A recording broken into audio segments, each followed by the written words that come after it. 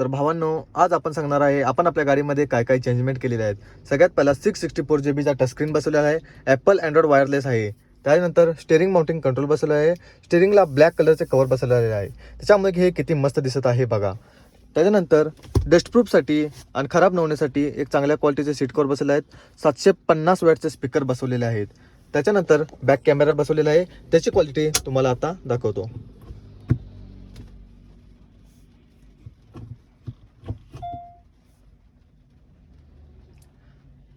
हे बघा किती पूर्ण क्लिअर दिसत आहे.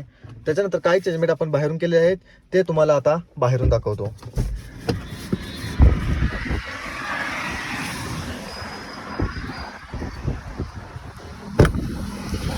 क्रोम डोअर हँडल बसवले आहेत.